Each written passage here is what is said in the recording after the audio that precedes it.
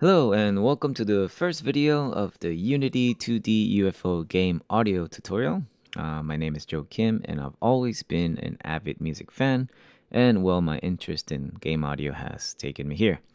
Now, why I made this tutorial? Well, I've been studying game audio for a little bit over a year on the side, and I've been wrapping my head around middleware and programming, and I've noticed there are many resources, a little bit scattered out there, but on the most part, the biggest problem that I had was that I couldn't find really small specific things that I'm pretty sure beginner game audio implementers or people who are interested in implementation would have wanted to know without going too deep in the manuals or forums, which in fact they do take a lot of time. So I wanted to really try and help the community and also in part document everything I find useful. Now, a couple of things to say before you jump in, or if you want to check the videos.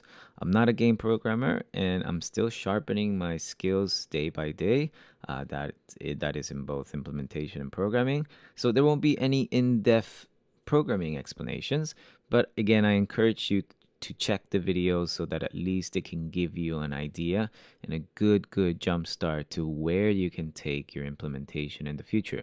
It's a lot easier when you see something done than when you just read it in a manual, right? So this tutorial is not about sound design as well, and it focuses on different implementation methods using C Sharp and Unity.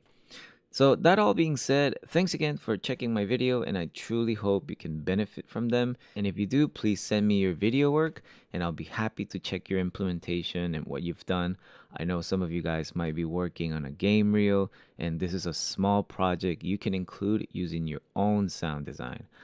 And one last thing, I'm currently working on another tutorial using Wwise and Unity. So if you want to be updated on that, check out the comments below and subscribe to my newsletter, and I'll send you more details on that. Thanks, and implement on.